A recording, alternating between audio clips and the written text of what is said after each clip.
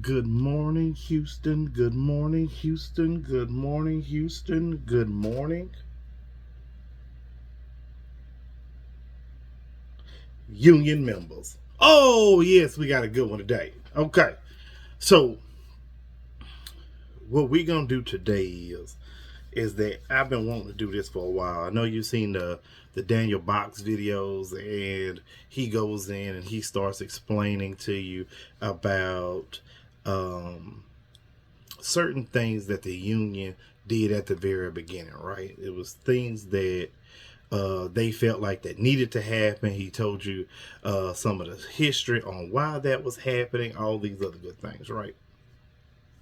So today I want to start with one of the most important positions in the union. You would think it's the president, but not truly, right? The president is just a mouthpiece of the people. So whatever the people say, whatever the general membership says, that's what the president regurgitates. So truly not, um, you know, they really don't have much to do unless the membership tells it to them, right? But certain people have rights, they are duties that they must contribute to every day, right? And I was a secretary of Hope Local 123, had a predecessor of mine that was a secretary, so they explained everything to me. I have another friend in Daniel Box that was a secretary. uh, he mentored me into being a secretary. Let me tell you why the secretary is one of the most important positions. Well, every day that they show up, they have to do something. I mean, that's just all it is. Any meeting that they must, any meetings that are sanctioned by the general membership or the executive board, even in your special meetings, they're always taking notes. Or that person's always recording. Or that person is always contributing in some way to making sure that the record of the history is being kept, right?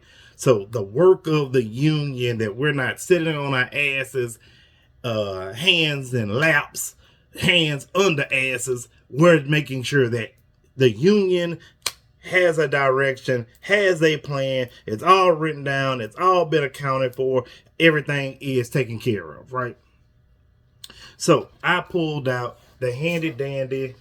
I got mine in the binder. I don't know what y'all got y'all's in, but I got mine in the binder. The good old Hope Local 123 Constitution and Bylaws. So you saw the logo, and I want to roll to page 7.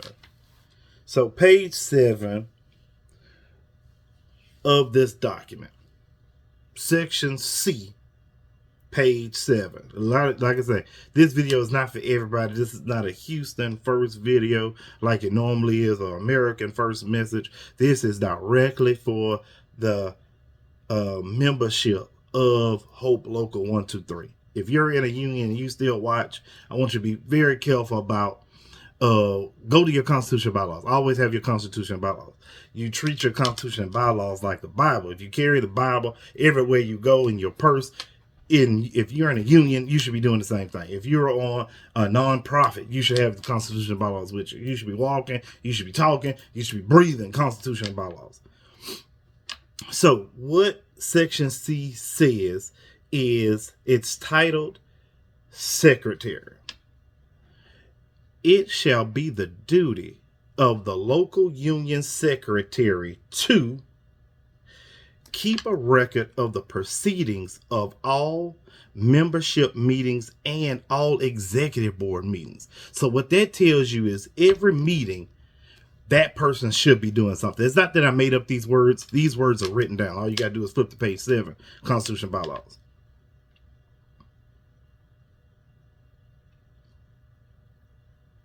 It also says notify ASME, International Union, of all elected to office within 15 days of the executive board election. 9 times out of 10, that's going to happen either way it goes. But they are the ones that's responsible for letting your parent company, the International ASME, know who was officially elected. review and keep a record of official correspondence of Hope. So that means anything that comes in mail wise, email wise, package wise, should go through the secretary first. They should review it and keep all of it on record, that they received it and that they actually sent or told the executive board or the general membership what they received in a correspondence. So all this is in this meeting. Act as a custodian of all financial, act as a custodian of all non-financial properties of Hope. So anything that has no value, so I would say all the documents, all the marketing, all of the flyers, all of the pictures, all of so anything paper wise, I would deem this as the secretary's responsibility. Now, I will tell you, and I will go a step further with this. The treasurer is not a keeper of documents. The treasurer is just there to make sure 1 + 1 = 2. So when you give me the financials in the executive board meeting or the general membership meeting, those should be added to the official records. I know it doesn't say it, but it should. I would go just a step further, because at the end of the day, the treasurer is not its own bookkeeper. They're just the keeper of the dollar. The official bookkeeper is the secretary. And in fact, in international, those two people are one and the same, because truly they keep documents that's supposed to be kept. So the historian of the union is the secretary. So there's not one above the other one. They work in tangent with each other, right? And he or she shall be one of the persons authorized to sign checks. So out of the 4 people, the at-large officers, because that's what they're called, the at-large officers, there happen to be 4 people that get to sign checks. Out of those 4 people, the secretary gets to be one of those people. So you have your president, your vice president, your secretary, and your treasurer happen to be the 4 people that get to sign off on checks. So all these people know what's going on with the financials. It's not like one don't know what the other hand is doing. That's not true. I want you to understand very clearly that these people, as I've sat on this board, they work very hand in hand with each other. So the secretary, the treasurer are working hand on hand, making sure all records are kept. The president, the vice president, the president, vice president, they work hand in hand, because the president's gone and the vice president takes over that position. That's just how it works. So when another position is vacant, so say for instance the secretary becomes vacant, somebody needs to take over those duties. The person that takes over those secretary duties would be the vice president. I'm going to tell you right now, and you can flip. I don't have it in my face at the moment, but I do know the Constitution and bylaws. So, on page 13, and remember, I just read this thing verbatim, right? So what it says is, the president shall have the authority to recommend appointments to vacancies in officer positions. Okay? Has the authority to go to that district, say, I would like this person, this person, this person. That's it. They don't have the power to appoint anybody. Recommend appointments. So you're only recommending, okay? With the approval of the executive board. So there has to be a vote by the executive board to bring this person in as an officer.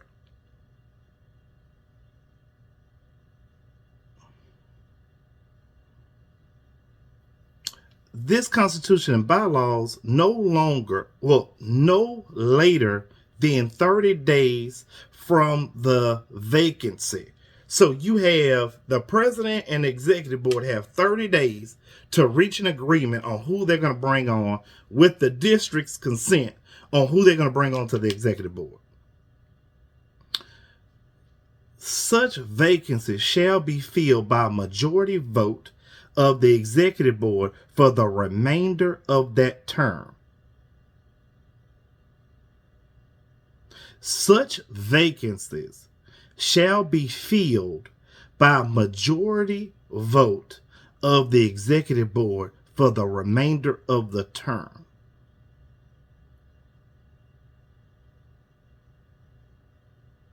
So that means the executive board, somebody on the executive board would have to fill in by vote who would take over. Say, for instance, the secretary would leave. So you can't leave these positions open internally. You can't. You have 30 days to make a decision. Everybody should have been voted in. Everybody should be knowing what their new position is going to be. In the event of a vacancy in the office of the president by reason of death, resignation, temporary absence, the vice president assumes the duties of the president for the remainder of the term or until the temporary absence ends.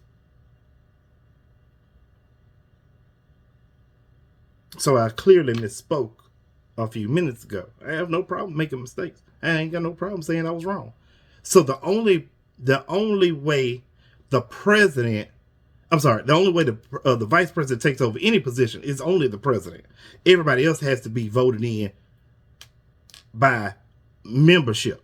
So executive board or membership. So how this reads to me when it comes to a vacancy, just so say happens, the secretary vacancy,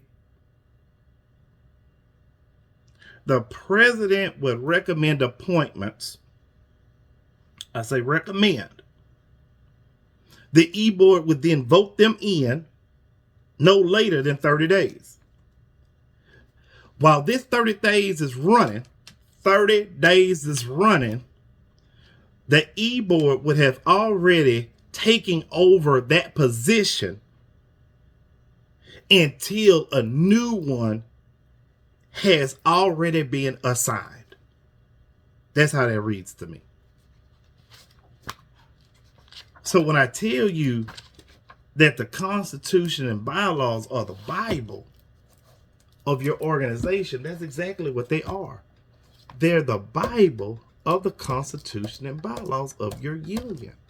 These are the most important words someone has ever written down. And I so happen to have that video and an interview of one of the founders of this document there through the whole procedure.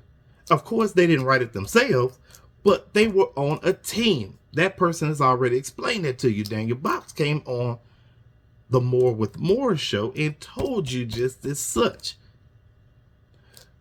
You need to take the Constitution bylaws seriously. If you take the Constitution bylaws seriously, you will also take your union more serious. This is not a moment for joking, laughing, all this other pretend shit that we're doing. What you need to do is you need to get back to the basics of how to run a union. And how to run a union is you fight, you continue to fight, and you win for your membership. If you're not doing that, close the doors. What I'm asking you to do is I'm asking you to remain open, and I'm asking you to read over this document, run the union how it's supposed to be ran, move the people like they need to be moved into a better and brighter Houston. We're already going to be talking about budgets again this week. I'm ready ready, prepared to talk about budgets again this week. Let's go for it. I'm hoping Chris Hollins is back in the chambers today talking about budget, finance, and where the city's going to go from this. I appreciate y'all. I love y'all. I want y'all to get anything and everything that you want out of this. Get in the comments. Tell me what you want me to go over. If you feel like these things are too hard if I'm explaining them too fast for you, you need me to slow them down, get in the comments. I want you to like. I want you to share. I want you to recommend this great channel to all the people who want to learn something. I thank y'all. I appreciate y'all. See y'all tomorrow.